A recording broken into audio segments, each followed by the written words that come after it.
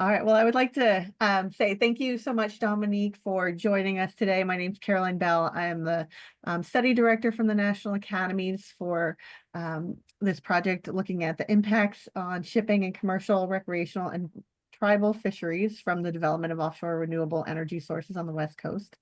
I'd like to turn it over to one of our committee co-chairs, Keith, Michelle, and then we'll turn it over to you, Dominic. Keith. So just very briefly on Dominique's background, he's currently CEO of Osergy, a company that focuses on developing sustainable offshore solutions. Dominique is a naval architect by background, having received his doctorate from the University of California, Berkeley. He, not soon after that, he co-founded Marine Innovation and Technology, a marine engineering firm in the Bay Area, which developed the mini float offshore wind platform.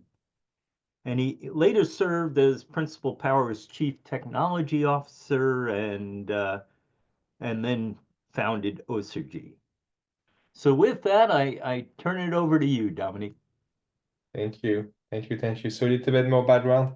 When I was at Cal Urban Engineering, where Keith was leading at that time, was very active in SNAMI. So that's how we got, to know each other. After I graduated, I moved to Houston, like every good naval architect, and worked for the ExxonMobil. So I worked for there for 3 years, and I've been to redeem myself ever since. Started marine innovation and technology with another graduate from Berkeley, Christian Sameli. We started the two of us in 2003. We brought this up to about, it was mostly a naval architecture, hydrodynamic consulting firm, just engineering. We did that for about 5, 6, 7 years, and then we developed the wind float, which is a floating wind turbine. So that eventually merged with, we sold the rights, the IP to a company called Principal Power. We developed the two companies together from 2008 to 2014. We merged the companies. In 2019, there was about 80 people in the company.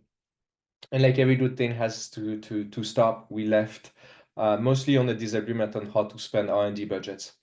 And we created Osergy in 2019, so almost 6 years ago. We have two products. One is a floating wind turbine that really focus on supply chain and commercial viability, bankability, and so on. And the other one is an ocean observer. It's much smaller, actually. So that's the one that you have behind me on the left. It's a buoy. It's a big buoy. It's very transparent to the waves, so very good motions. And it's fully powered by renewable energy. So you see the solar panels, the wind turbines on the side, and it measures the environment. So the mid-ocean conditions, the wind, the waves, there's a LiDAR, that little robots in the middle. I don't know if you see my mouse, but this is the LiDAR right there. So that measures the wind up to about 200 meters up.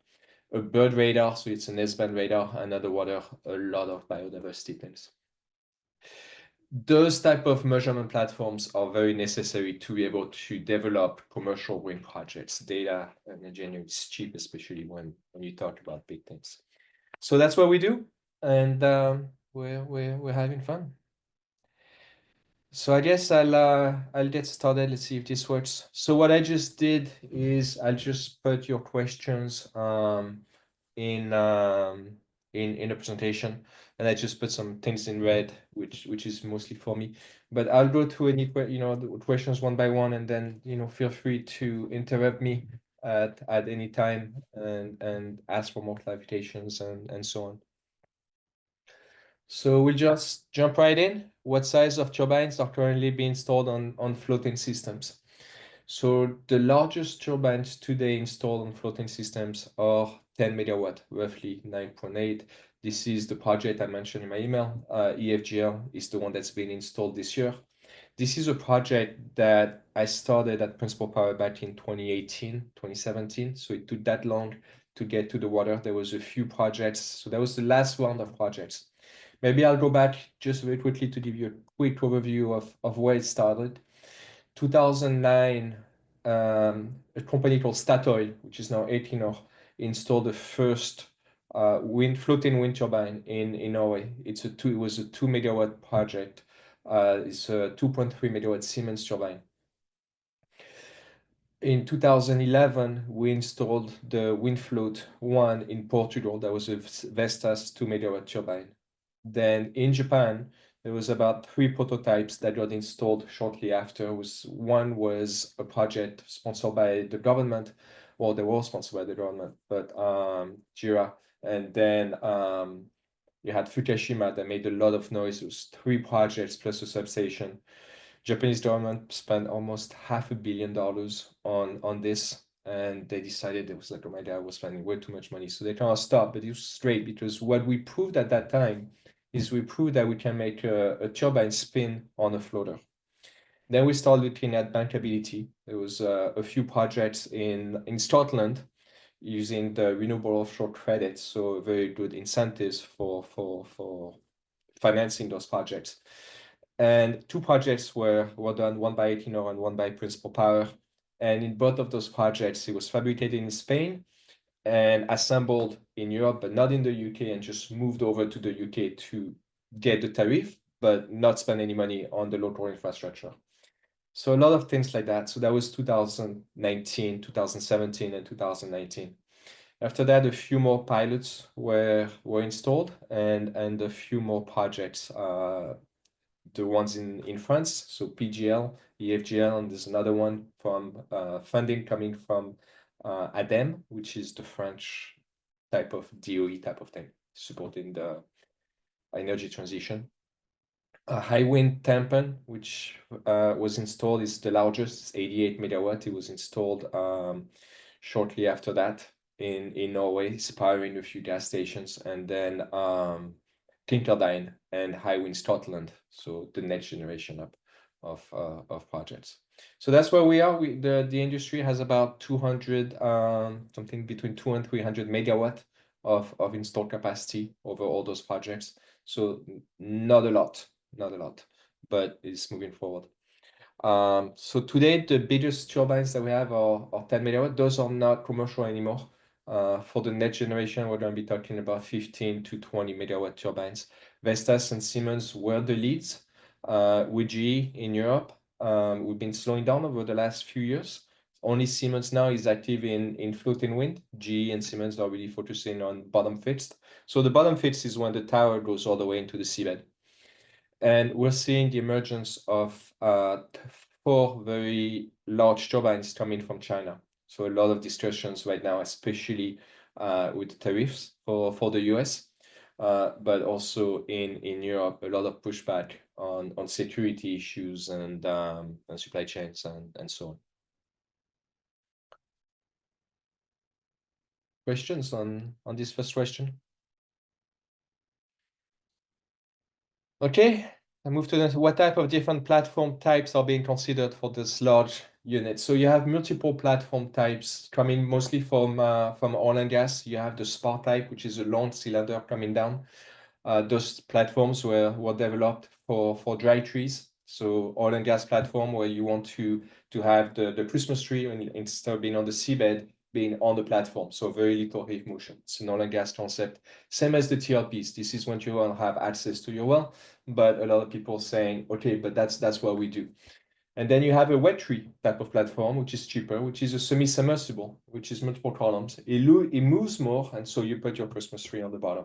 So this is oil and gas know-how that's now was adapted to offshore wind. So a lot of people, well, a few people in oil and gas want to put dry tree on the semi, which doesn't make sense because your semis become very big. But that's in wind, that's what people start saying. Oh, we need spars, because they're very, or we need TLPs because they're very stable. Except when your platform moves up and down a little bit, in terms of wind, that translates into, well, you don't have the same speed as you're moving up and down. But when you look at a wind profile, which has a very big shear, it doesn't matter. The heave motion is insignificant. So you can go to the cheaper solution, which is the semi-submersible type. And so that's what we're seeing today. There's been one project that had a TLP in the Med, just trying. In Norway, you can do a spar because it's very deep, 80 meters. But most of the time when we worry about, the good thing about the semi-submersible is pretty shallow, so you can get in and out of most harbors. Most harbors are limited to 12 meters. This is deep water ports. This is really driven by tankers and LNG. There's a few ports in the world at around 18 meters, but those are extremely expensive to go to. So 10 meters is now these magic numbers that people are trying to get to for semi-submersible. I'll jump over to this slide, which shows you the type of different technologies. This is a slide from a fabricator, and you see, so it's again a lot of oil and gas name, Technip and SBM. Citrium is a company in Asia. Principal Power has 4 concepts now. Column in the middle, column on the side. This is us. This is Ochvel, Norwegian contractor that also. So you're seeing now the column in the middle, column on the outside, and this is really where the industry is going to. So a lot of the discussions right now is really about supply chain. How do you fabricate, and how do you fabricate cheaply, and how do you assemble such that you can use the local supply chain? So that's what the discussions are going. Questions? Yes, David. How deep are the columns? So in our case, we are 30 meters from the top of the column to the bottom. It's about 15 meters above, 15 meters below the water. We try to float, so I can't talk too much about everybody else. What I can tell you is in our system, the bottom of the columns are open to the part of the bottom of the columns are open to the seabed, and so we can inject air into those columns. That air can lets us move the platform back and forth sideways, so we can adapt for the wind. They're floating, right? So when the wind blows, the platform will heal, but we can ballast it to move it. And then that compressed air system lets us also raise the platform up so we can get in and out of those harbors. I talked about, And what's the maximum inclination when? To operate a turbine, you can operate probably up to 8 to 10 degrees. It's not optimal. So 2 to 3 is what people that don't have a ballast system tend to do. And in the case of the wind float at Principal Power and us, it doesn't, it's vertical. So or you can even heal into the wind a little bit if you want to increase your power production. So it's straight and it's more efficient.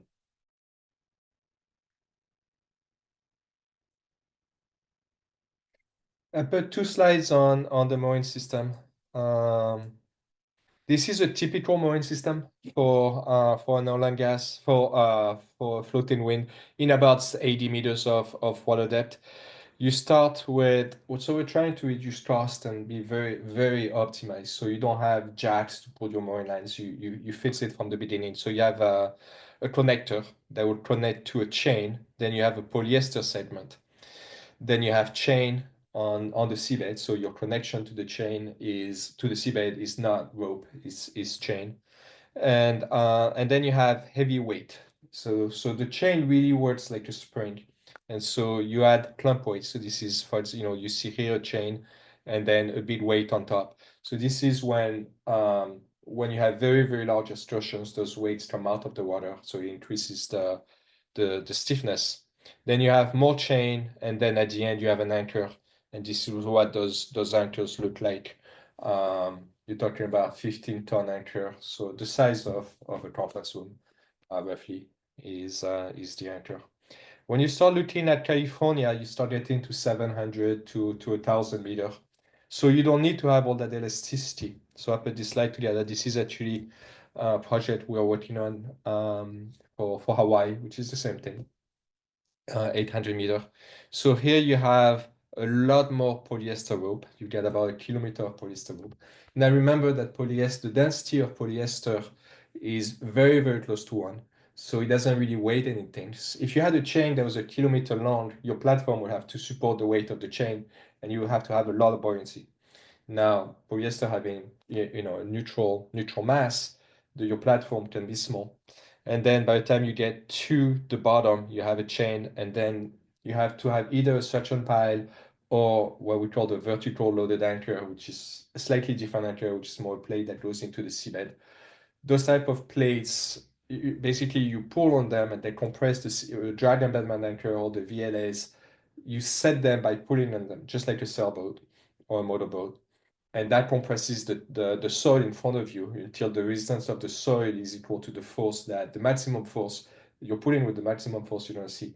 And that's how you set your anchors.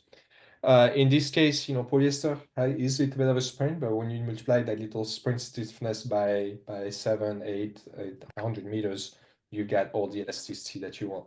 So deep water mooring is actually for us a lot easier than shallow water mooring. This is roughly for floating wind, 60 to 200 meters is very nice. Less than 60 is very, very difficult. Then it becomes very expensive. It's just because you don't have that elasticity. So, and again, 60 meters in the Med is very different than 60 meters in west of Scotland, for example, or I'm sorry, east of, up north, because you have, bigger waves and so on. So, but deep water mooring for California, that's fairly easy. The other thing that you see is here you have a lot of seabed on the floor, sea chain on the floor. And here you don't, and that has an issue with some of the discussions, some of the questions you have with respect to what type of fishing activities can you do. When you have that type of anchor on the seabed, you do not want to be trolling. It's not because of the mooring system and the wind farm, it's because you can capsize a boat that gets stuck.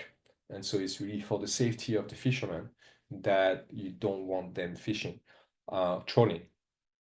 Any type of crabs, cages, line fishing and things like that should be fine in most places, but we'll talk more about that. So that's the mooring systems. I did not really understand the question on upwelling. They're very, I mean, for me, upwelling is the mixture of the nutrients coming from the bottom of the ocean to the top. The structures really don't influence the current. You see they're very thin. It's a pretty big ocean, so they just, they do, the current pushes them, it creates loads on them, but they don't really affect upwelling at all, even if you put a lot of those. Mike. Yeah, thanks for that. The two prior slides that you showed the anchoring footprint, in the shallower water, it extends out 500 meters, if I'm reading your graph correctly here. Something like that, yes. On the deep water one, it didn't say how far. Obviously, there's some scope in that anchor line, but how far out from the platform is that anchor line? Is it 500 meters? It looks to be less than that. Yeah, anywhere between 30 to 45 degrees is a good estimate. So 700 meters, you're going to be 700 meters. You'll probably be 500. 45 is still an upper limit. Okay. And then for these types of things, there would be, given that there isn't a sizable amount of the anchor line resting on the seafloor, where you mentioned before about trawling, certain types of fishing activities. I think you had mentioned that, trap fisheries and things like that would be fine. But with this type of anchoring system, anything that is bottom tending would probably be disfavored in the anchoring footprint. Yes. Okay, thank you. That's also the case for a lot of issues. And then it's really for the safety of the boats. So fishermen are saying this and that. There was an incident 5 weeks ago in France. A fishing boat, pretty big, 20 to 30 meters, just hit a wind turbine, a bottom fixed wind turbine, so the piling, and almost sank. No one died on that incident, but they really completely damaged their boat. And at the end of the day, they weren't paying attention because they should not have been into that wind farm. There's lights on that wind farm, but you're fishing for 20 hours, 40 hours straight, and then you say, okay, heading back home, and you go to a farm, you hit a pile. Yep. Thank you.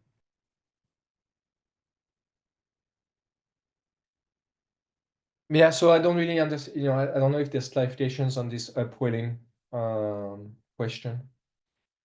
or if there was a concern that I'm Well, missing. I think you answered it, Dominique, that there probably aren't concerns that the mooring systems are so slender, they're not going to impact currents enough.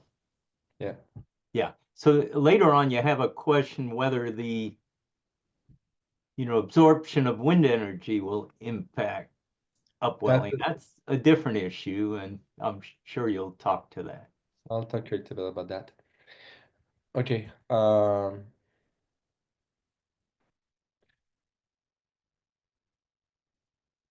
So yeah, so the limit between turbines, it's really, and we'll talk a little bit more about that, it's really a weight issue. So basically a good number is 10 diameters. Obviously that changes, but you want to be at least 10 turbines downstream and 2 or 3 turbine diameters sideways. Now these concepts of platforms with 2 wind turbines, they installed one in China right next to each other. I don't know about the fatigue and the vibrations of one turbine on the other. But that's really a number. So, the bigger your diameter, the further apart you are going to be. And I'll show that one slide. Today the biggest turbine we're working with is an 18 megawatt from China. One blade is 125 meters. So large, it used to be that the diameter was a football field. Now one blade is the diameter of a football field. That's how big they are. So that's one blade. So you have to multiply that by 2 to get the entire diameter. So you're talking about almost a mile down from unit to unit. So that's the rotor diameter and the size of the platform. And I will send you guys those slides. So this is a project that we're just starting.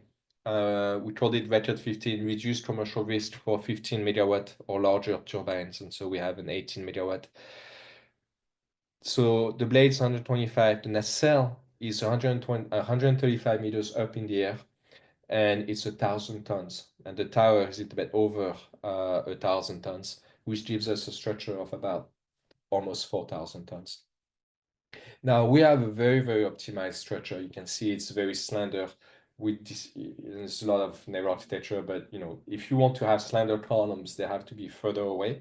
But you can optimize this way. Most platforms are actually heavier than us. They're smaller, they're more compact, and that just ends up being heavier. There's also this whole discussion: do you want steel or do you want concrete?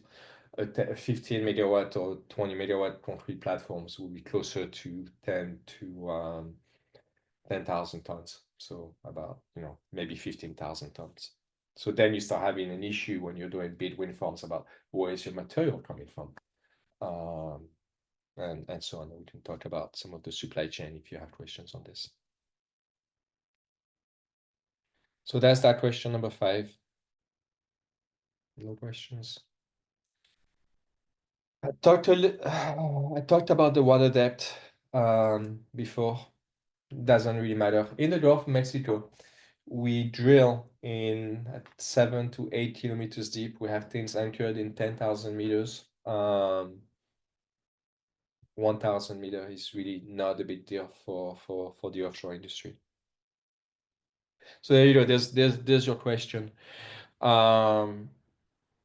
It's very pertinent because there's a bunch of very large company, Ørsted, Equinor, Total Energy, right now arguing about losses due to the weight of the wind farm that was permitted and that is upwind of that wind farm. And if you read, Recharge or things like that, it's all those big titles. They're talking about, anywhere between 2 to 5% of the energy generation that is taken off by one wind farm onto the next one, which you say, okay, it's not that big of a deal, except when you start looking at, okay, so 1 gigawatt or 1.5 gigawatt farm, then you start talking about, hundreds of millions of euros or dollars in losses. So big question in the industry today. People saying, if you buy, a condominium and someone builds something in front of you and you lose your view, that loses value. So, you shouldn't be suing each other across that. The different governments are setting the leases. But it's quite an interesting topic. So how much do you take? couple percent. That's the first one. Yes, it's a bit better than the second one and the third one.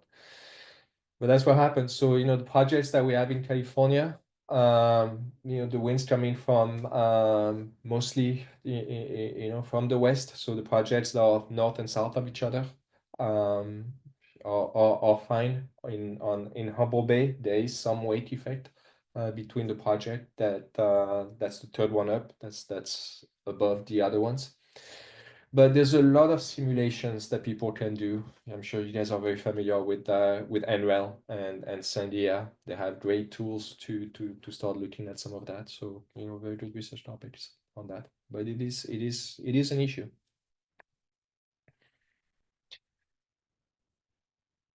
Okay, on correctives.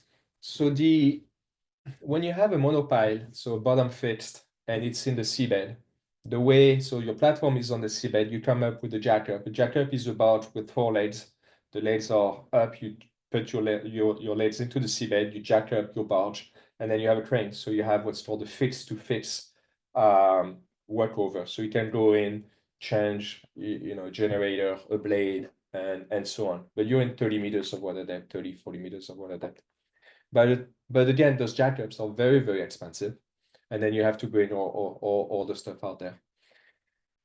When you're floating, you're in 100 meters. You don't have that many jackups. And then when you have a train, that's floating on a platform that's floating. So you can really get into the nacelle. So what we do for those, what we call large correctives, and maybe I should have started with that. First, you have preventive maintenance, which means you don't have to fix anything, you prevent. But then you have small correctives. So this is where up to anything that's up to 30 or 40 tons inside your nacelle can be taken down the tower and out the door. And so different people have different ways. When you look up, what we do here in our platform is whatever comes out here, so where it's 40 ton, it goes on the walkway, it's a rail system, and we take it to the outside, and there's another train. And then you come in with your boat and you change that. So that works. So that's your medium corrective. The large corrective is the things that's more than 40 tons. So drivetrain, generator, blades, mostly.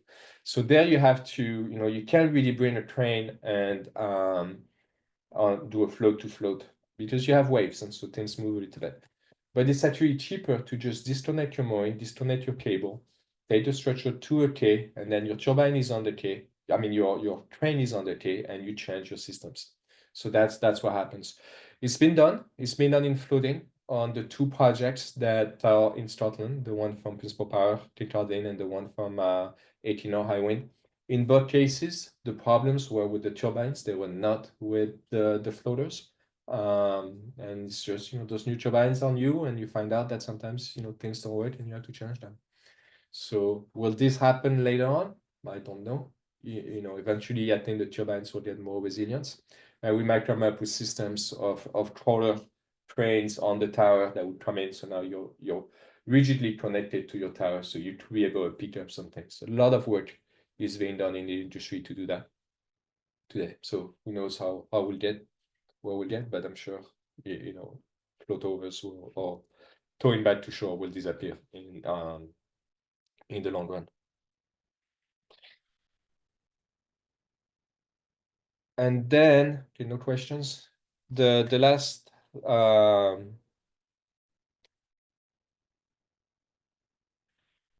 what wind energy is absorbed? Do you know any studies on offshore wind? No, we talked about that. So what studies have been conducted for North Sea installation related to impact on search and rescue capability?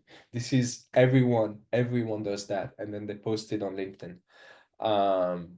You come up with your helicopter, and you get all your studies where you're bringing mannequin up and down the structure, and then every platform, not on the wind farm, maybe not everyone, but a lot of them have a safety and rescue kit. I think they all do actually. So if you're lost at sea or things like that, you can actually board the platform, and you have some and there's always a ladder that comes up, and so you can board and get help. So it's pretty good. Yeah, David. Dominique, what is the current thinking on rescue in wind farms? Do they fly helicopters between the turbines, or do they have other approaches? No, so on monopiles, you bring the people back up to the top, and then so that's what they onload and offload. And most of the technicians that you in monopile, they stay up in the nacelle. So if something happens, they're already up there. In floating, most of the work and we did that on Windfloat Atlantic, where we had a Portuguese rescue helicopter that came in. So we pretended we had someone that was hurt, and you have all this lifting gear and rescue gear that we put in. And there's always a lot of the HSNE. Well, a lot of our clients are the oil and gas companies or the very large utilities. So they are very, very strict on HSNE. So we have, all the material that we need, but also the training and the procedures to do this. And then you come in on a helicopter and you just raise the person and back off. Now, kind of a related question, Dominique, can you shut down these turbines remotely, and how long does it take? You have to shut down remotely. It just takes a minute or two to shut down. It's very rapid. Maybe when we were in Portugal back in 2011, I was on the boat next to a turbine, and I showed on my phone that I could turn off the turbine, and I did. And I got a phone call, and I got in trouble for doing that. But yeah, it takes a couple of minutes. Fairly straightforward. You have to, because the other thing that we haven't talked about is birds and they're just species and things like that. So there's many different ways people are dealing with those things. Projects in California are very Firelands Islands, as you know, is a very protected place, and those birds migrate back and forth.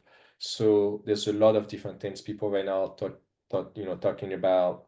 They want to minimize the time they shut down, so that a lot of it is talking about recognition of endangered species and shutting down the turbines, especially, or just for those species, and trying to minimize the time they shut down. Otherwise, there's curtailment, there's 2 migrations per year. So during those periods, do you operate, do you not operate, and so on. So I have more questions. Mike, and then David. Yeah, thanks. And piggybacking on the search and rescue things, with the floating turbine and the foundation, most of the fishing vessels off the West Coast aren't made of steel. So the likelihood of them pulling up to a turbine to offload somebody for pickup is remote. Given impacts that have been shown on radar systems, if I have an injured crew member and I'm traversing through a wind array, is that going to impact the ability of the Coast Guard to airlift that injured individual off a vessel? Given, the turbines will be a mile apart. I mean, I guess you have to maneuver through that, but. Absolutely not. I mean, they right now in the North Sea, some of the further away projects are 200 kilometers from shore. And so, they just they even do O&M using helicopters. So, they just transfer the people back and forth. The limit for this is, so a helicopter with a space safety has a specific range. You have to double that range for safety, and then you have to get back. So say you have a 200-mile range, you can only fly 50 kilometers offshore. So if you put a project that's 100 miles offshore, that means you need to have 400 miles of autonomy to go service the wind farms. So, but then if it's a search and rescue, it's Coast Guard, we're talking about things very, very different. And yeah, I mean they can fly, and it's a phone call. If they are on the turbine because they had to get access or connect, they'll just shut down the turbine. Okay, thanks. And then you had David. You had another question too. Yeah, in relation to question number 7, if you have any references or information regarding what people are claiming, in other words, who those people are, it would be useful to know that. It's an interesting question, and yeah, I'd simply be interested to know if you have any information to share on that. So, think the last project I looked at was between Total Energy and Ørsted. And also, there's an article in Recharge, RECHARG, and the title was like major disasters, 5%, billions of or hundreds of millions of pounds, at stake. They make it, into a big deal, and then you have, other people say, yeah, but it's not so bad. But it's true. I mean, you should be. So there are a lot of weight models, and a good project developer will look at that before they get a tariff.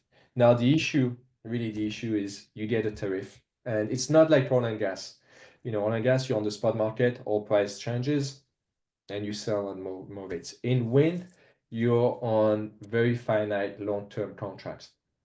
And so, okay, so you had, in the UK, for example, it's called the CFD, contract for difference. You have merchant rate, and then the government every year has an auction, and it'll give you a little bit more over that merchant rate. Now, when you set, that's how much you're going to get plus inflation or whatever. It could be indexed, but that's how much you're going to get for 25 years. And 10 years later, the government just approves a big wind farm right a point of yours. So here's what the issue is, and who's liable for that? Because the company that has the first wind farm is not happy. They just lost, 2 or 3% of their production. So that's really what the big challenge is. Yeah, I anticipate there's two angles in which this might be important. One is that power production by the wind farm and the return on investment, if you will. And the second is the influence of the wind farm on the environment, including upwelling and its knock-on effects on fisheries, for instance. And so But that's the both of those things. Yeah. And there are probably more things that I am not mentioning, but yeah, what you've said is very useful. Thank you very much. Yeah. There's an article from, I think it was a prof from MIT. It's about 15 years ago, where he said if you put enough wind farms, and he had calculations in the Gulf of Mexico, you're going to affect climate change. And I just don't see it. I mean, I've looked at a lot of simulations from Manuel and so on. You can't put so many turbines next to each People other. say this all the time about solar. They say it about wind on land. And the only way you can refute it is with some knowledge and a basis for that. So that's what I'm looking for. Yeah, well, I understand what you're saying. You needn't pursue it right now, but that's what I'm saying. So yeah. Thank you. all right. So EFGL was the last project. 2 years ago, there was a project called PGL that was installed again. So there's 3 projects that were funded by them back in 2017, 2018. So one was installed 2 years ago. This one's installed now, and the last one will be installed next year. They're in about EFGL, I think it's 75 meters, if I remember right. It's been a while. 3 units. They're 10, close to 10 megawatt each. So it's a 30 megawatt project. For that type of platform, that type of power, you do not need a substation. So you have a substation onshore that takes the power and sends it back into the grid. The way it works is you have one unit, the first unit has a cable to shore, and then the other units are connected to the first one. Couple things you can do. You can do a full daisy chain. So the issue is what happens if you lose the first platform or the second platform. Say you have 5 platforms, High Wind Scotland, for example, 5 platforms. What happens if you lose the second one? Does that mean that the third and to the fifth are out? Or say you have to take the unit back to shore. So you have 2 options there. You can do a full loop back to the first platform, meaning the electricity will go both ways. So you lose one, electricity flows back. There's a couple projects like that.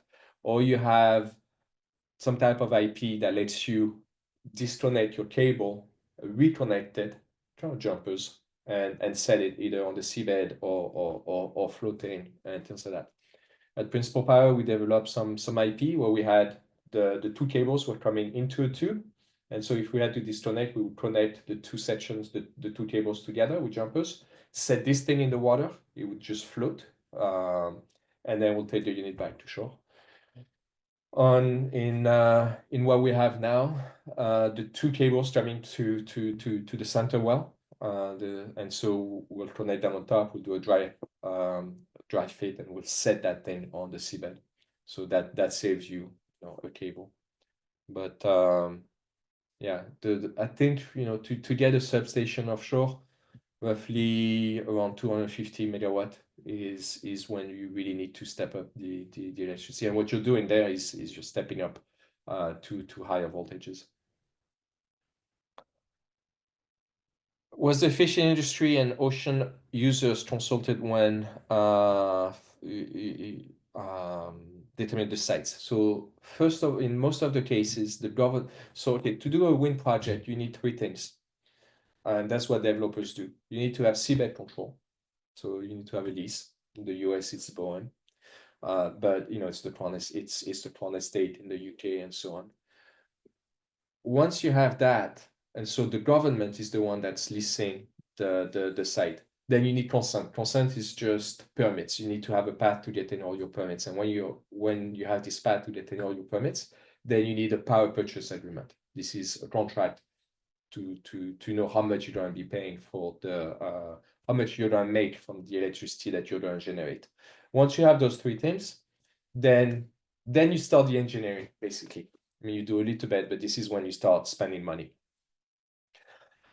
To be able to lease a site, all the governments, they do a lot of study, a lot of stakeholders and so on with all the NGOs. And, we have some projects on the East Coast that spent 15 years, arguing with, birds and early Americans and so on. But you have to deal with the fishermen. You have to deal, but not just the fishermen is just one. You have a lot of NGOs about, protections, about whales, about, all everything that's underwater, and then everything that's above water, birds and bats, and so on. California, you have another stakeholder, which is even more difficult to work with. It's the US Navy that doesn't want, that's basically most of it is used, for training.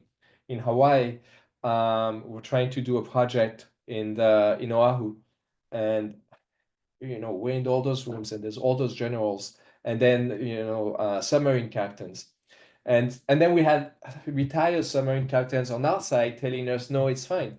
And it goes to one point where we push them, and then by the time we get to this thing where we feel okay, we're getting somewhere, it's classified, and then that's the end of the discussion. So we're just another group of people that want to use the ocean, but that's what it is, and everyone is very, very protective of their business, which makes sense. But we gotta share and Keith with tankers and tanker lines. For EFGL, we have the studies of you track all the vessels going back and forth,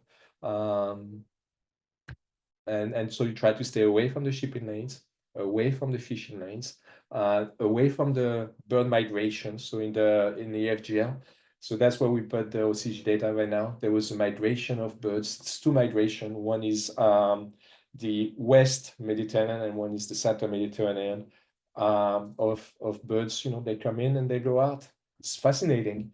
It's 3 weeks, no, 5 weeks, and it's like 3 different types of birds that are coming one after the other, and every year they come right by the same place. So we gotta worry about those. Military, sailing industry, everyone wants to be there. So, and then there's the view, the sunset, and we don't want to have wind turbines on the sunset, and we don't want to have wind turbines on the sunrise. So we have to worry about all of those things. And then, okay, so that's for the governments to set the leases. And then once you win your lease, you have to have an environmental impact assessment, an EIA form. And then that's the developer that has to do that. So you start from the work that was done by the government when you got your lease, and then you have to look at the impact of your project on the environment. And so then that you can stay there for a long time, making sure you get all your I's and T's crossed and dot and so on. The PGL project that was installed 2 years ago in the Mediterranean Sea was a year behind because they did not do a good job on their EIA. And there was lawsuits after lawsuits, and that put them a year behind. But then they did better after on the engineering. So it's good. Given that the project are run in the West Coast, it's 1 gigawatt per project. So it's not how big the project is that's going to govern how many turbines you have. It's really the size of the turbines and what's commercial and what's not commercial. The price is very important. And going bigger doesn't especially means you're going to be cheaper. And I'm going to tell you why. When you fabricate a hull or you fabricate a turbine, you're limited by the supply chain that you have. Now, if you have to, for example, rollers, so the way steel is built is you come in, with a large plate of different thickness, and then you roll them. What you can roll today is something that's about 10 to 12 meters and about 8 to 10 centimeters thick, 10 meters, 12 meters in diameter. If you stay within this, the price of a roller is 20 million, so it's okay. If you want to go to a larger size, then you have to build a machine that's going to build your stretcher, and now you're talking about hundreds of millions. It's the same with the supply chain, with the case. If you want to create a factory to pour concrete and you have a slab and then you dredge your channels and things like that, and you're spending 300-400 million on the port. So you bought the port of Long Beach and Humboldt Bay have great plans to support offshore wind in California. If you're going to spend 300-400 million on that infrastructure, the government is not going to write you a check. It's going to write you a small check, and then your investors are going to write you a bigger check that you're going to go back, and your projects are going to be paying for that. So when that's the case, the project will stall. So what's very important for our industry is to use what's there with small upgrades and so on. Same, existing turbines, 15 to 20 megawatt. People are doing studies with 30 megawatt turbines. They will not be on the market. So great, and so you have all those models, but you're asking for a wind turbine, performance guarantees what happen if anything fails, and it's on the turbine to basically guarantee that they will work.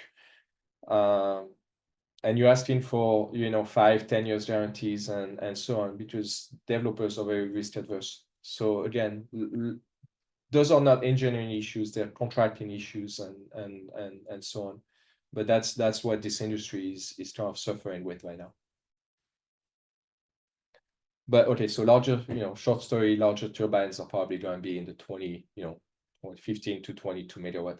Now, if you take a 10 megawatt to a 15 megawatt, it's 30% bigger, and your floaters are about 30% bigger. So that makes sense. But once you get outside of that zone, then the price, your price per megawatt kind of goes down and then it goes back up, and you won't find what that number is at the minimum on the price per megawatt. Yes, safety zones. I think we've talked about those. You can't, they're protected, and they're protected not for the wind turbines, but for the people going there. But again, it's not because it's on the map that people will not go there. And it's not because you're saying no trolling that people are not going to be trolling, and so on. So fisheries negatively impact mainly, trolling. Again, that's your net gets caught. You capsize the biggest risk is you capsize your boat and you kill a bunch of fishermen, and you don't want that happening. Losing nets and things like that. Okay, well, you can get compensated. But I'm really pro working, and this is a lot of the work that we do with the OCH data in France is working with the local fishermen, understanding what they do, understanding fishing techniques that they can do within wind farms, within a limit. The other thing that, and we haven't really talked about that, but some of the work that we're doing on EAGL, and I sent some things with the Océan and those FADs, is you can, if you create this zone where you're not fishing, And then you can do multiple things. And there's a lot of companies doing different things where you can repopulate. Some people are taking small fish that are about this big, and a fish about this size has a 1 in 1,000 chance to make it. A fish about this size has about 1 in 100 chance of making it. And so they grow those fish from there to there inside, and then they go back and repopulate.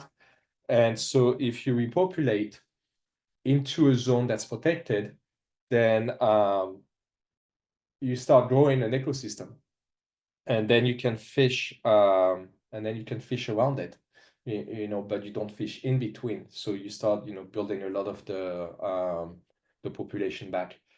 On the buoy, we saw a brown grouper, and you should have seen how excited the prof that was in charge of that system was. He was very excited for two things: a brown grouper, which there's about 300 in the med, and then a little anemone flower, which again there's very little, and they just popped up. So there's a lot of work that's being done, and we have to leverage this. And in California, we've got some great marine biologists, from University of Santa Cruz has some strict institutes and so on. So a lot of people that we need to bring into the discussions, and I don't think they're that active right now. They could be a lot more active.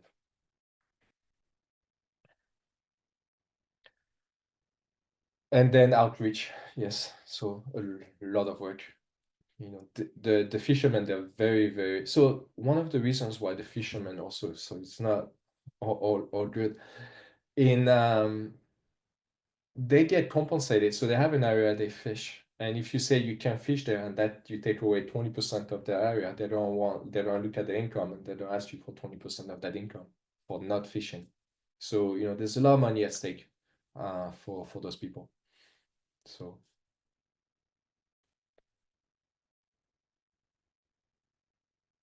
I think that's the questions you had, David.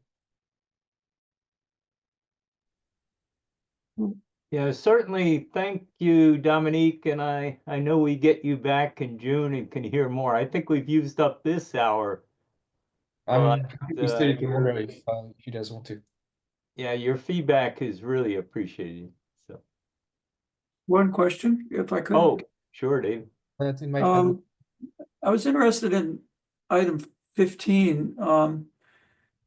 Has ICES been involved in developing ways in which fishers can operate within wind farms?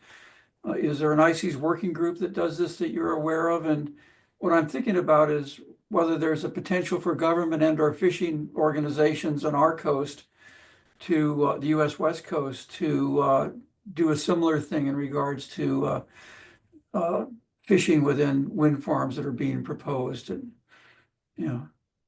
Are you talking about fish farms or no, I'm talking about different ways of trawling or fishing. ICES has working groups on virtually everything involving fishing. And I'm just curious, and maybe Mike knows this, whether or not it is a focused working group, for instance, on fishing methods in wind farms, and whether or not something like that would be useful on our coast looking forward. Not ICES, but our own government or fishing organizations. That's a topic for us to discuss. But I'm curious about ICES, if there's anything that you know about in Europe. And thank you. Yeah, and on the West Coast, I don't think the projects are that advanced. So it's just a lot of stakeholder meetings and discussing what people are going to do and No, I'm sorry. In Europe, I'm wondering about. Are you aware of anything? in Europe? Yes, absolutely. So in the Med, I was involved in that a lot. Even like Ørsted is doing a lot of work with the Danes and Okay. Thank you. But the discussions are going further and further.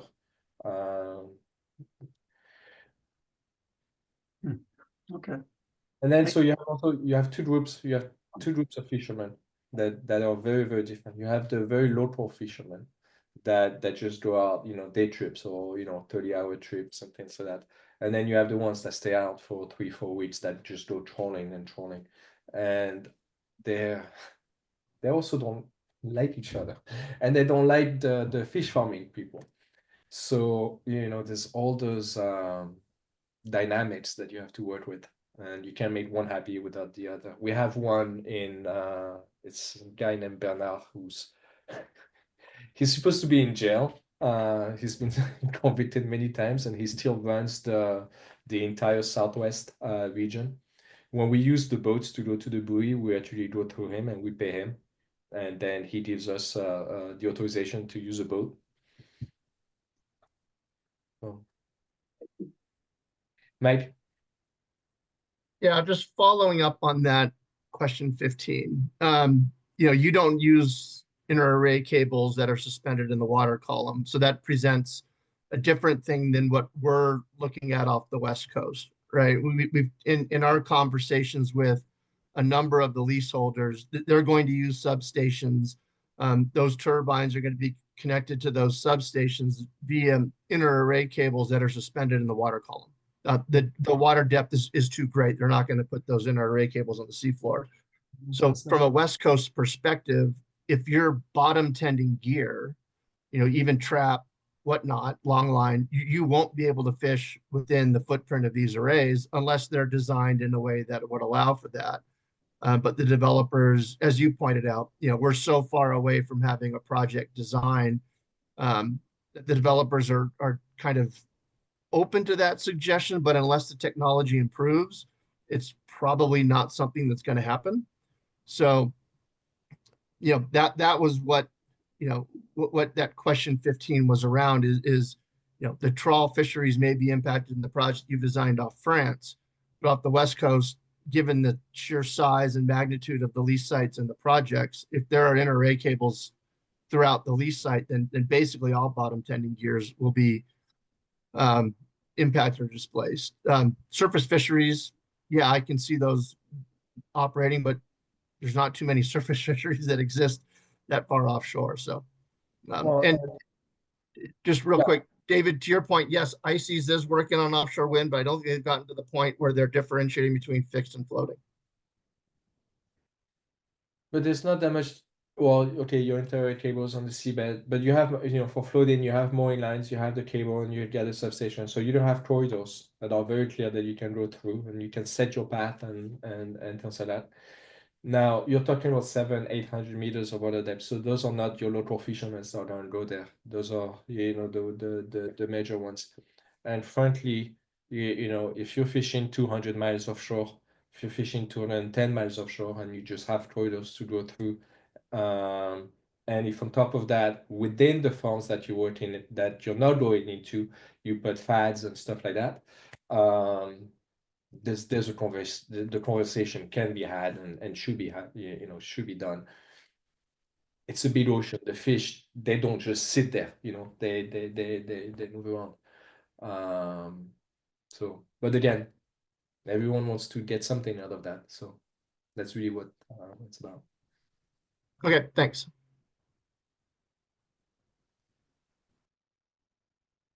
And someone else had a question.